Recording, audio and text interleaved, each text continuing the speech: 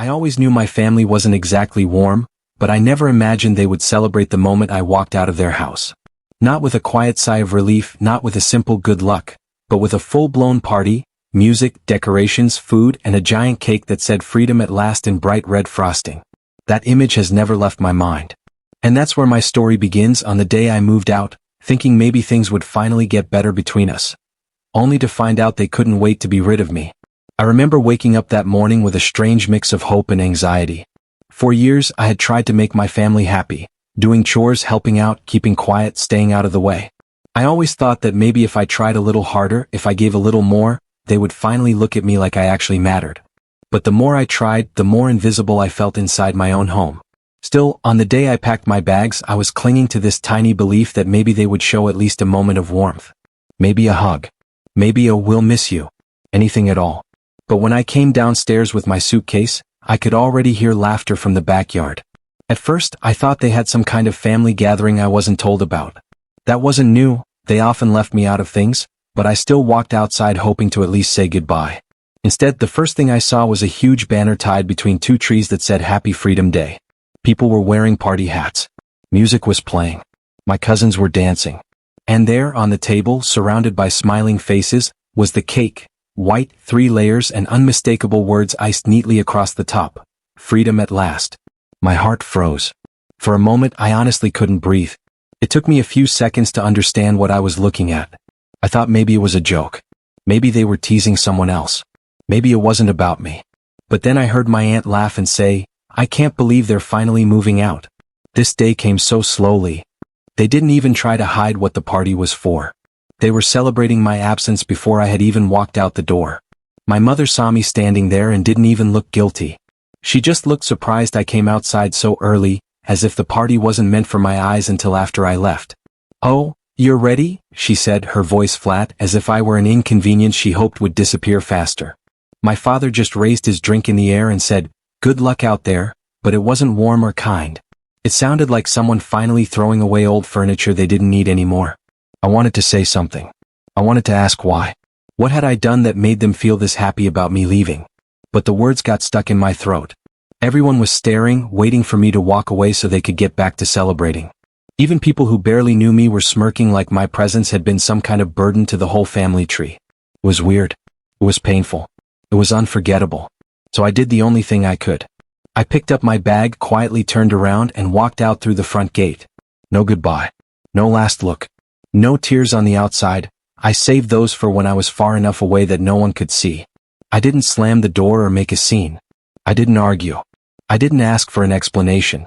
Because the truth hit me harder than anything I could ever say. They didn't want me there. They never had. And now they didn't have to pretend anymore.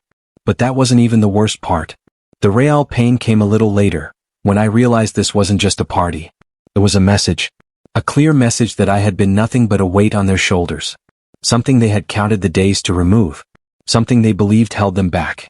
And the fact that it was celebrated so openly, so loudly, told me everything I needed to know about where I stood in their lives. Still, the strange thing is, walking away didn't break me. It hurt deeply, but it also became the moment I finally understood myself better. For the first time, I wasn't living in a house that pretended to care. I wasn't trying to earn love that never existed. I was free to, in a way. Just not the way they meant it. But the story doesn't end there. Because what happened after I left, the things I learned, the people I met, the discoveries I made about my own family, those things changed everything. I thought I had left behind the worst part of my life, but I didn't know that leaving would uncover secrets I was never supposed to find out. Secrets that explained why they never wanted me close. Secrets that made their celebration not just cruel but terrifying. And the deeper I went into understanding what really happened in that house, the more I realized the party wasn't the end of anything.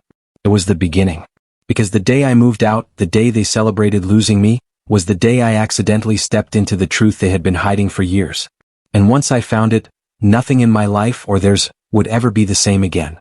But that part of the story, the real reason behind the freedom at last cake, comes next. And trust me, it's not what you think. I walked away that day believing the hurt would fade with distance, that maybe starting fresh somewhere else would erase the sound of their laughter echoing behind me.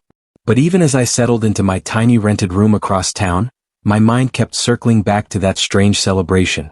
It wasn't just the cruelty of it, it was the energy behind it. The way everyone was excited. The way the whole thing felt planned, like they had been waiting for the moment I walked out so they could finally breathe. It didn't feel normal, and the more I replayed it, the more something inside me whispered that there was more to it than just resentment. Growing up, my home always had this weird atmosphere. It wasn't violent or dangerous, just cold.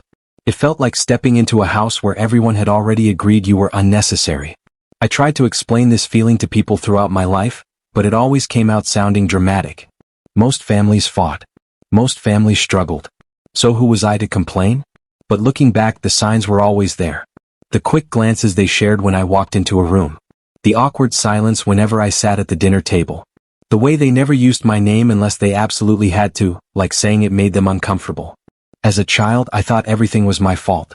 Maybe I wasn't interesting enough. Maybe I wasn't funny or charming or lovable.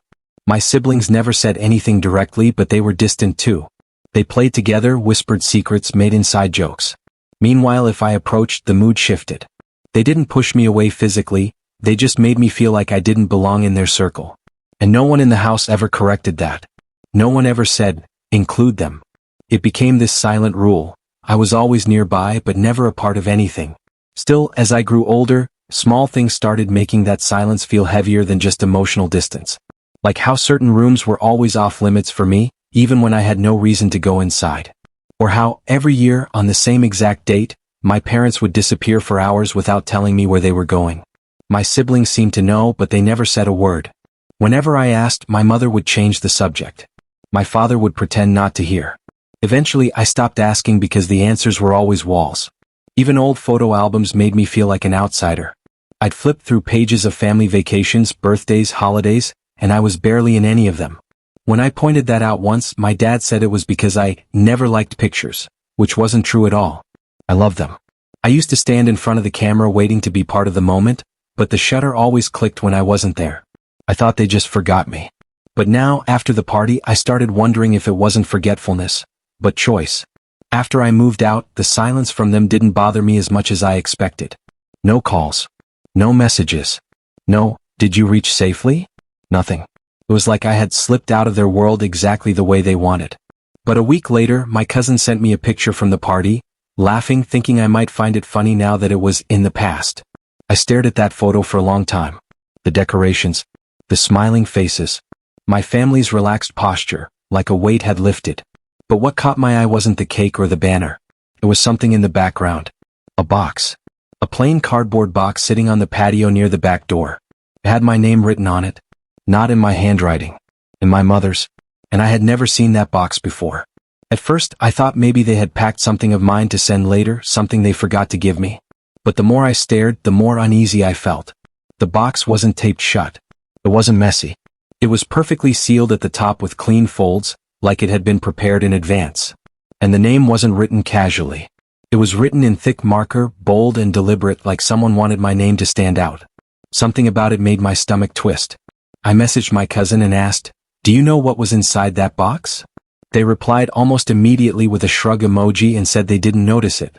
Then they asked why I cared so much. I didn't reply, but that image kept playing in my head. If it had been something simple, why didn't anyone mention it when I moved out? Why wasn't it given to me? Why was it sitting outside during a party celebrating my absence? The next day I told myself to forget it. I had work. I had bills. I had a life I needed to build. I couldn't keep looking backward. But the more I tried to push the memory away, the more strange moments from my childhood resurfaced, stitching themselves into a pattern I had never noticed before. Like how every time I got sick, my mother acted more annoyed than worried.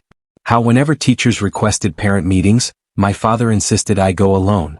How on my birthdays they never made cakes with my name, only generic ones that said things like, celebrate, or happy day. I used to think it was normal. I used to tell myself I was lucky at least to have a cake. But now, thinking back, it felt like they were avoiding something. Weeks passed and life started feeling stable again, but the sense that something was wrong grew stronger. One night, while I was making dinner, I accidentally dropped a plate. The shattering sound made me jump, and suddenly a memory flashed through my mind, one I hadn't thought about in years. I was maybe 7 or 8, standing in the hallway after breaking a glass. My mother wasn't yelling. She wasn't scolding me. She just looked scared. Not of the mess. Not of me. But scared in a way I didn't understand back then. She told me to go to my room while she cleaned it up, but her hands were shaking. Why would someone be scared of a child breaking a glass? That memory didn't make sense to me before. Now it did. Or at least it tried to. It felt like another piece of a puzzle I couldn't fully see yet. The more I thought, the more confused I got. The more confused I got, the more I realized I couldn't move forward without understanding the truth. Something inside me kept whispering that I had grown up in a family that wasn't just cold, they were hiding something. And I had lived 18 years under a roof where I was the only one who didn't know the real reason for the distance, the silence, the strange rules. And now that I had finally walked away, whatever that secret was, it was starting to uncover itself. Slowly. Quietly. In memories I had ignored. In the photo I couldn't forget. In the unsettling feeling that my family's happiness the day I moved out was connected to something much deeper than resentment. I didn't have answers yet. But I could feel myself getting closer to something big. Something uncomfortable. Something life-changing. And the moment I found out what was really inside that box with my name on it, everything I thought I knew about my life and about them began to crack open. I tried to ignore the box. I tried to ignore the weird memories that kept popping up the more I let myself think. But the human mind has a way of replaying the things you don't want to face, especially at night when everything is quiet and you finally run out of distractions. That's when the questions crept in. Why did my family act like I was some heavy weight they finally got rid of? Why did they celebrate the moment I left? Why were there so many gaps in my childhood? Moments that felt strange then but felt even stranger now. I kept telling myself I was overthinking it, that sometimes families are just complicated. But deep inside there was this pull, like a quiet tug asking me to look closer. And I couldn't shake that feeling no matter how much I tried to focus on my new life. One night, after almost 2 months of thinking in circles, my cousin messaged me again. They sent another picture from the moving out party. This time it wasn't the box that caught my eye, it was the background behind the people. The back door of the house was open and for a split second I could see inside. The hallway lights were on, but there was something taped to the inside wall. A paper. A large one. Something like a list. And there, circled in red, was my name. My heart dropped. The picture was blurry and the angle wasn't clear, but something about that red circle made my chest tighten. Why would my name be circled on a paper taped to the hallway wall during a party? What kind of list was it? What were they checking off? I zoomed in until the image became a collection of pixels, but it didn't help. The more I stared, the more that blurred circle began to feel like a warning. The next day I finally called my cousin. I asked if they remembered anything about the paper on the wall. They said they didn't notice anything, but their voice sounded unsure, like they were trying not to get involved. When I pushed a little, they got quiet. Then they said something that made my stomach twist again. Maybe you should let the past go. Your family is complicated. Complicated. That word again. People had used it to describe my family my whole life. Teachers, neighbors, even distant relatives. But no one ever explained what they meant. It was always a polite way of saying something without actually saying it. I hung up the call feeling more confused than before. The unanswered questions were stacking up, and for the first time I started wondering if maybe my family wasn't just cold, they were hiding things from me. And maybe the reason they wanted me gone so badly wasn't because they hated me, but because I was getting too close to something they didn't want me to know. And that thought scared me in a completely different way. But fear only works for so long. Finally, curiosity pushed me further. I decided to go back, not to talk to them, not to confront anything, but just to look. To see for myself if the house still held answers. I didn't want to walk in, I just wanted to be near it, to understand if the strange feeling in my chest was real or just my mind spinning stories. The first time I returned to the neighborhood, I didn't get out of the car. I parked at the corner and stared at the house from a distance. It looked the same, quiet, clean, neat. The lights were on in the living room. I could see the shadows of people inside. It was normal. Too normal. But as I watched, something strange happened. My older sister walked out the front door holding something in her hands. A small box. Not the same one as in the photo, but similar, plain, taped neatly with a name written in marker. Only this one didn't have my name. It had hers. She looked around nervously, then put it in the trunk of her car and drove away. That moment made my skin crawl. What were these boxes? Why did they exist? And why did each of us have one? That night I couldn't sleep. My mind kept replaying my sister's face, how she looked over her shoulder, how quickly she moved, how tightly she held the box like it mattered more than anything else. I thought maybe I was reading too much into it, but something inside me knew it wasn't normal. The next morning, another memory resurfaced. I remembered a day when I was around 10. I had woken up early and gone downstairs for water. The living room door was closed, which was unusual. My parents never closed that door. Curious, I pushed it open a little and saw them sitting together, whispering. My father had papers spread across the table. My mother kept glancing toward the hallway, like she didn't want anyone to walk in. They were arguing quietly, and the only thing I remember hearing clearly was my mother saying, "We can't avoid making the decision forever." When I stepped inside, they both froze. My father folded the papers instantly. My mother forced a smile too quickly. Then she told me to go back upstairs because they were busy. I didn't think much of it back then. But now that memory felt like another piece I never paid attention to. The decision about what? The more I thought, the more every memory from my childhood twisted into something darker. Not dangerous, but hidden. Covered. Controlled. Then the dream started. I began dreaming of the box. Not the real one, but some foggy version of it sitting in the hallway waiting for me. In the dream, I always walked toward it slowly, my heart pounding, and just when I reached out to open it, I woke up. These dreams happened for nights in a row until I started waking up drenched in sweat. It felt like my subconscious was pushing me towards something I wasn't ready to face. But this wasn't just about the box anymore. It was about the overall pattern. The missing photos. The off-limits rooms. The hushed conversations. The odd reactions to my presence. The circled name on the wall. The celebration when I left. Everything pointed back to a single truth. Something about me made my family uncomfortable. Something I didn't know. Something they didn't want me to discover. And now that I was finally away from them, the truth was trying to reach me in its own strange, quiet way.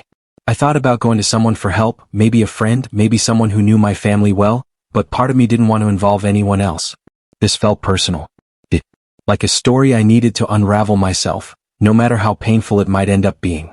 But the tension kept building, and with every small clue, every resurfacing memory, every uneasy moment, I had this growing fear. What if the reason they celebrated me leaving wasn't because they disliked me, but because my presence threatened something they had been hiding for years? What if the truth was something big enough to change everything? I wasn't ready for answers yet. I didn't even know what questions to ask. But I could feel it, something was coming. And whatever it was, my family had gone to great lengths to keep it quiet.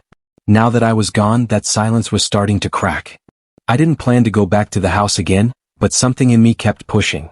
Every day the questions grew louder, sharper, impossible to ignore. I felt like I was walking around with a ticking clock in my chest, counting down to something I couldn't see yet. And the more the memories lined up, the more the tension inside me grew, like my whole life was leading to a truth that had been buried on purpose. I kept replaying the moment I saw my sister carrying her own box.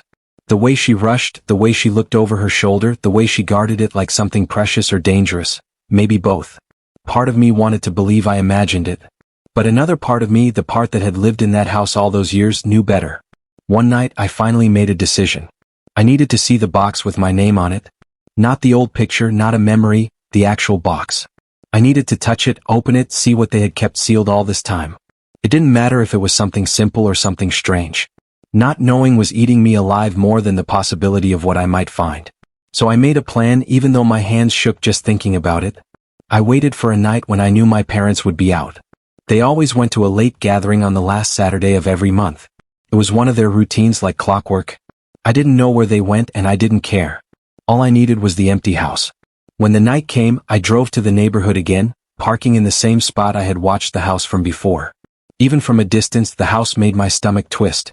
The lights were off, the street was quiet, and the whole place looked like it was holding its breath. I sat there for almost 10 minutes, gripping the steering wheel, trying to convince myself to move. It felt wrong, like crossing into territory I had escaped. But the truth was right there, behind those walls, and I couldn't walk away again. Finally, I stepped out of the car and walked toward the house. Every sound felt louder than normal, the wind, the gravel under my shoes, even my heartbeat. When I reached the front door, I paused, expecting to feel guilty or scared. But instead I felt determined. Like I had waited my whole life for this moment. I tried the door, expecting it to be locked. It wasn't. That made me stop cold. My family never left the door unlocked. Ever. It wasn't like them. And the moment I realized that, a strange chill ran through me. It was like the house was expecting me. I stepped inside slowly. The air smelled the same, clean, a little cold, familiar in a way I didn't want it to be. The living room looked normal, nothing out of place. But the silence felt heavy, like something was sitting in the air, waiting. I walked toward the hallway where I had seen the mysterious paper in the photo. And when I turned the corner, I froze. Because the paper was still there. It wasn't a blurry image anymore. It was real, taped to the wall with red tape. And it wasn't just one sheet, there were several. A row of papers neatly lined up, each with names written on them in columns. My siblings. My cousins. Even distant family members. And next to each name were dates. Some crossed out. Some circled. Some blank. My name was circled multiple times. I stared at it, unable to breathe. The red circles weren't random. They were around dates that matched moments in my life. My birthday, my first day of school, the day I moved out. It felt like someone had been tracking me. Not in a dangerous way, but in a secretive, unsettling way that made my skin prickle.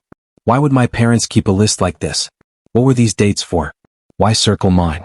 What did it mean? I wanted to step closer, but before I could, I noticed something else by the hallway closet. A small wooden stool. Its position caught my eye because it wasn't usually there. It was pushed up directly under the top shelf of the closet like someone had used it recently. My heart pounded. I walked over, slowly opened the closet door and looked at the top shelf. The box. The same kind of box from the photo. Plain. Seal. My name written on the top in thick black marker. I didn't expect to actually find it.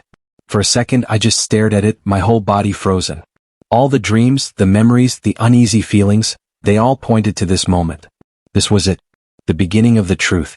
My hand shook as I reached up and grabbed it. It felt lighter than I expected. Too light.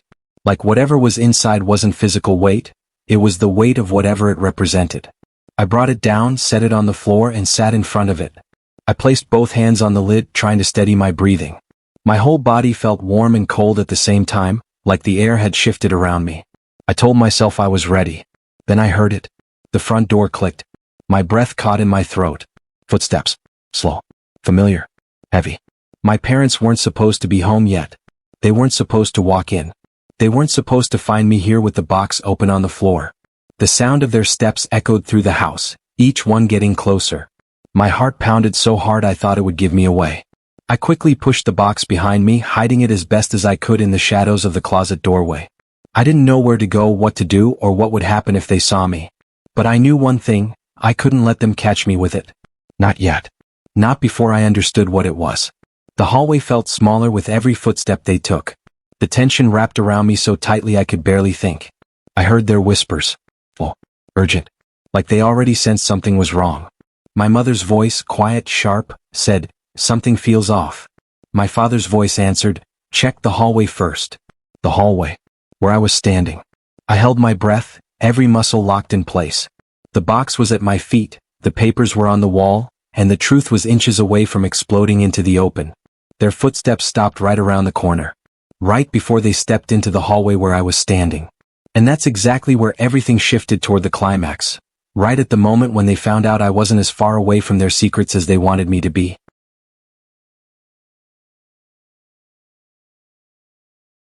My parents stepped into the hallway so quietly that for a second, I wondered if I imagined it. I pressed myself deeper into the shadow of the closet doorway, hardly breathing. I could hear their footsteps just inches away, their whispers sharp and tense, like they already knew something was wrong before they even saw me. The tension in the air felt almost physical, like it pressed against my skin. My mother's voice came first, low but tight.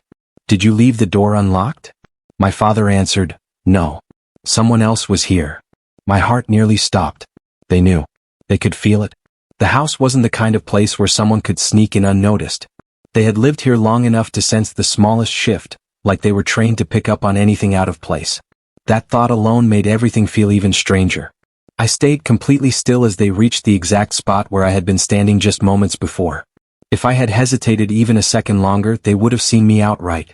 My breath caught when my mother stepped closer to the wall of papers. I saw her hand hover near the one with my name on it, the red circles practically glowing under the dim hallway light.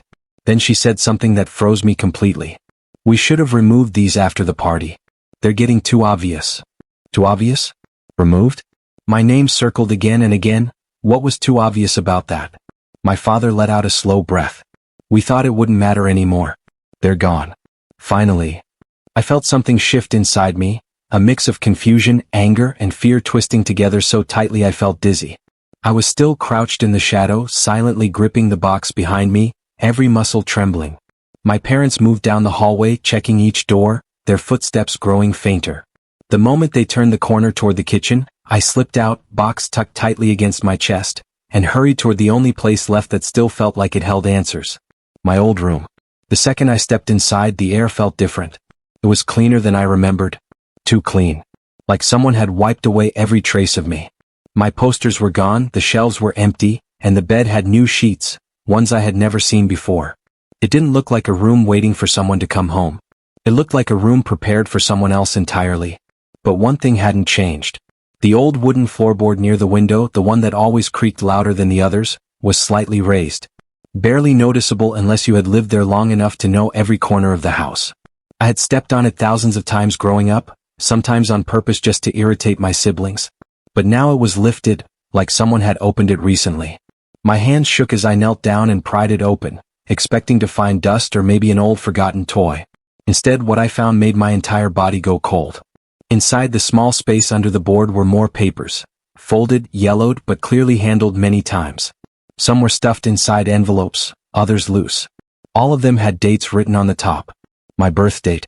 My siblings' birth dates. But right under mine there was something else. A line. A signature. Someone's name. Not mine. Not my parents'. Someone completely different. Before I could unfold the first paper, I heard footsteps coming toward the room. This time there was no place to hide. I barely had time to slide the loose papers back under the floorboard before the door handle twisted. My heart kicked into overdrive. I got to my feet just as the door swung open, but it wasn't my parents standing there. It was my older sister. For a moment, neither of us spoke. Her eyes locked on the box I was holding, and something inside her face shifted. Not surprise. Not fear. Something heavier. Something like resignation. "You shouldn't be here," she said quietly, stepping inside and closing the door behind her. My pulse pounded in my ears. What's going on? What's in this box? Why is my name all over those papers in the hallway? She swallowed hard, glancing behind her as if making sure our parents hadn't followed. Then she faced me again, her voice trembling in a way I had never heard from her before. "You weren't supposed to see any of this," she whispered. "They promised it would be easier if you never found out." "Found out what?" I demanded. She took one step closer, her eyes softening in a way I didn't recognize. "The truth. About why things were always different for you. Why they celebrated when you left. Why you were never part of everything the same way the rest of us were." My breath caught. The room felt smaller, like the walls were inching inward. "What truth?" I repeated, barely getting the words out. She hesitated, looking at the box in my hands again. Her voice dropped to a whisper so low I had to lean in to hear it. "That box, it wasn't supposed to stay here. Mom was supposed to burn it the night you left." My heart stuttered. "Burn it? Why?" I asked, my voice breaking. "What's inside?" Her eyes glistened, not with tears but with something like regret. Or guilt. "I can't tell you," she said. "Because the truth isn't just about you. It's about all of us. And if you open that box," she paused, taking a shaky breath, "everything changes." Her words hit me like ice. I felt the weight of the box suddenly double in my hands. "Why were you carrying your own box that night?"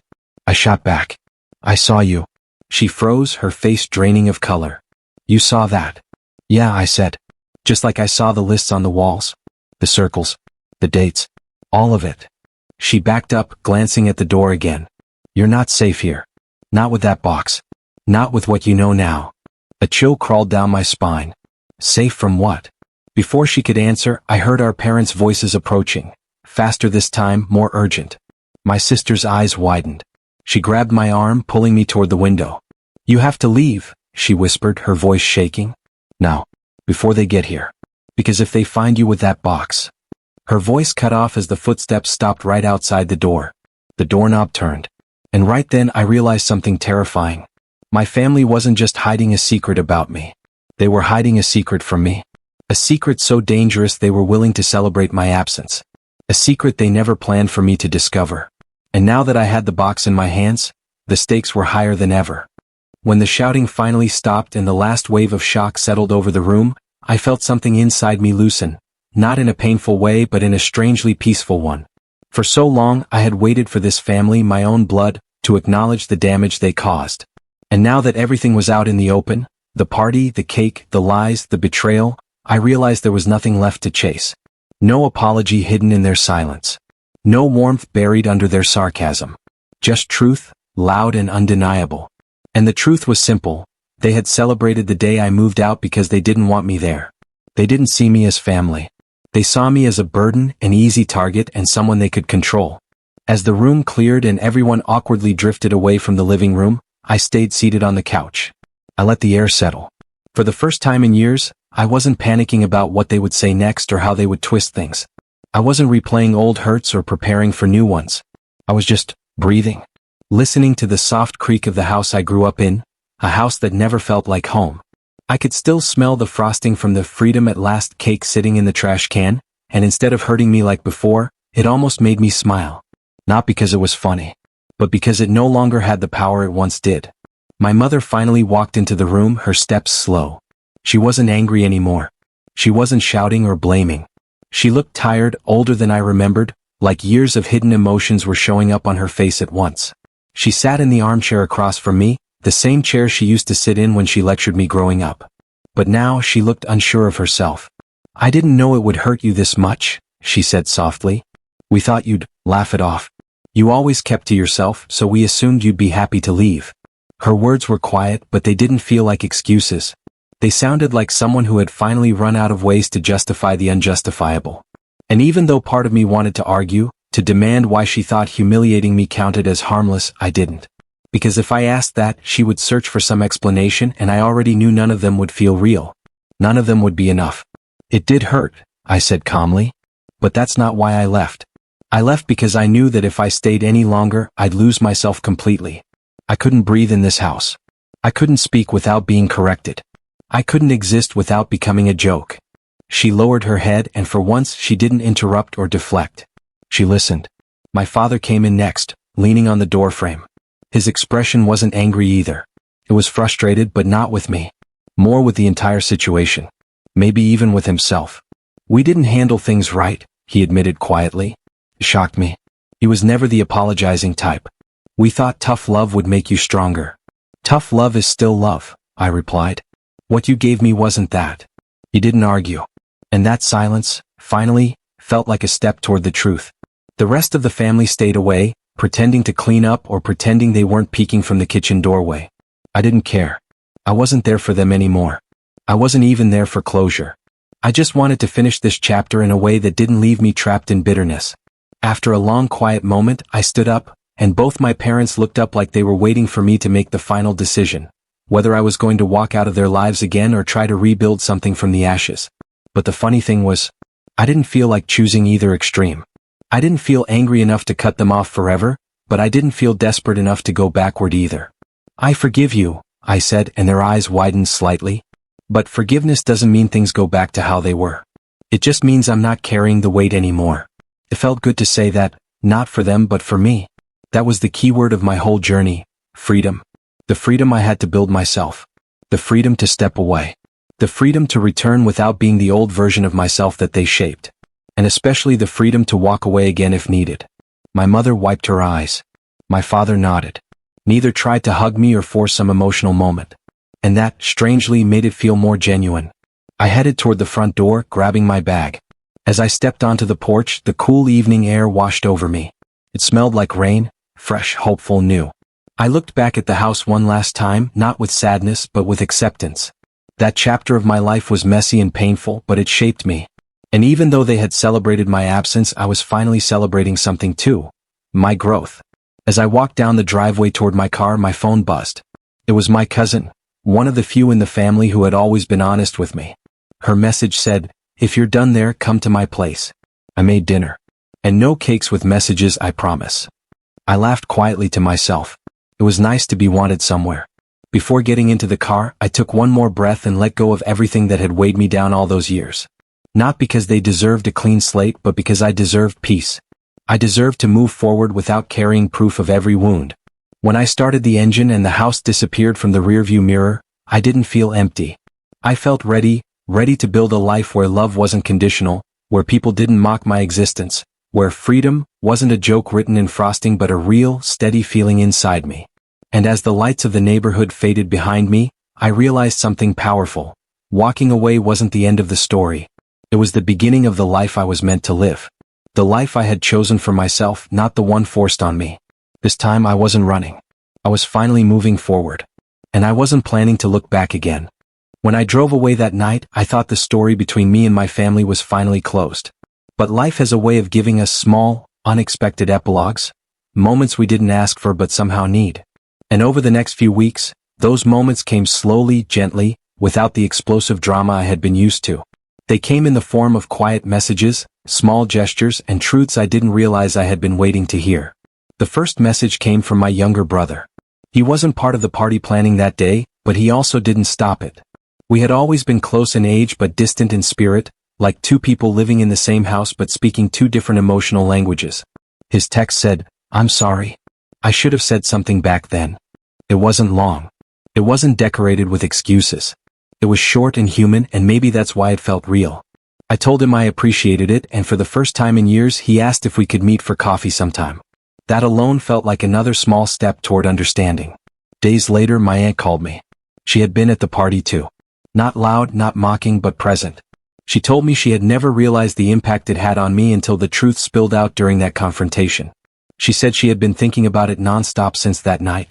"Families don't always act like families should," she said quietly, "but that doesn't mean you deserved any of it."